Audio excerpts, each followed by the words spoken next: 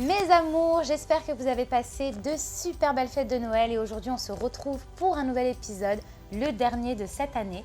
Et SOS Mila nous est offert par les bonbons finis et si vous aussi vous souhaitez déguster ces bonbons, vous pouvez bénéficier de moins 10% avec le code promo SOS Mila. Maxime, 22 ans.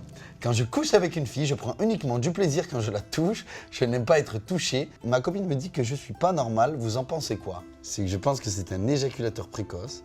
Et il a peur de s'afficher, de se foutre la honte parce qu'il n'aime pas être touché. Tous les mecs aiment être touchés. Ça t'excite, ça te met dans tous tes états. Ça peut être une possibilité, peut-être. Je pense même que c'est ça. Peut-être que c'est ça, ou peut-être simplement les goûts et les couleurs, c'est vraiment...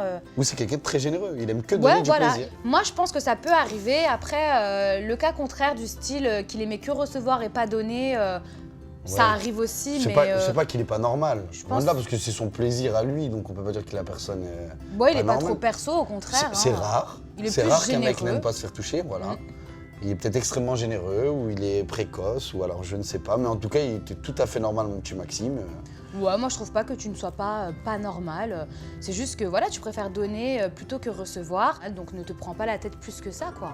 Tessa, 24 ans. Mon copain adore parler à des filles en soirée, même quand je suis là.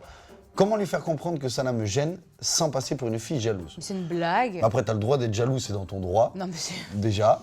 Et qu'il parle à des filles, mais s'il le fait même quand tu es là, c'est qu'il n'a rien à cacher. Ben quoi, s'il le fait ouvertement sous tes yeux. Donc demain, toi tu vas en soirée avec ta copine et puis ouvertement elle parle avec des mecs en soirée devant toi. Mais ça dépend ce qu'ils se disent. Moi personnellement, je te comprends à 1000%, je trouve que c'est abusé, c'est un gros manque de respect. Donc soit tu l'affiches clairement en mode dès qu'il va parler à une fille, bah alors tu me présentes pas. Genre, je suis, voilà, clairement, je m'incruste, je me présente. Ou alors, je lui fais exactement la même chose. Moi aussi, je vais aller batifoler, parler à 50 000 mecs. Je vais faire exactement la même chose que lui et puis on verra bien ce qu'il dit. Je te laisse lire? Ah ouais, quand c'est un pavé, c'est moi. Bon, Sacha. Tu vas pas te plaindre, Eddie. Je sors avec un mec de 26 ans que j'ai rencontré sur un site de rencontre.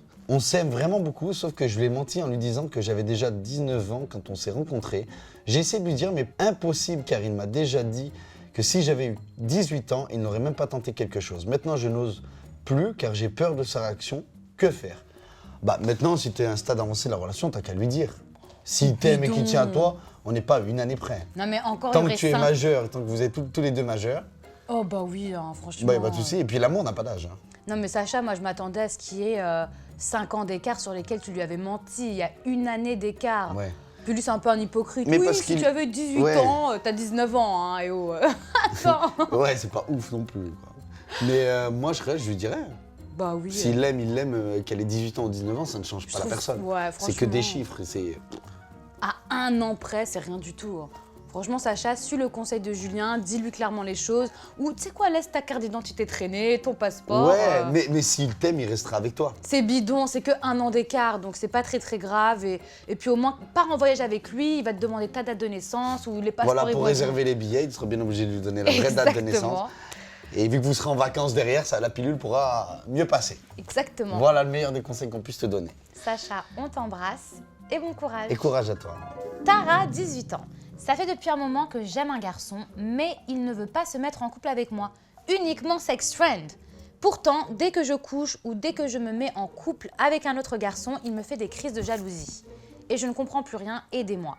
Et ouais, lui, il a tout compris. Lui, il veut le beurre, l'argent du beurre, il veut tout. Quoi. Il veut garder que les avantages et pas les inconvénients. Ouais, il la veut que pour les bons moments. Quoi. Soit à un moment donné, il est capable de t'apporter ce que tu lui demandes, c'est-à-dire de se mettre en couple officiellement avec toi, soit il ne veut pas plus, mais à ce moment-là, toi, quand tu décides de te mettre en couple avec quelqu'un d'autre, il te laisse tranquille. Mais c'est souvent ça déjà le gros problème, c'est qu'il ne faut pas avoir de relations comme ça, sex friend. Il ne faut jamais faire ça, parce qu'il y a toujours une personne qui s'attache à l'autre.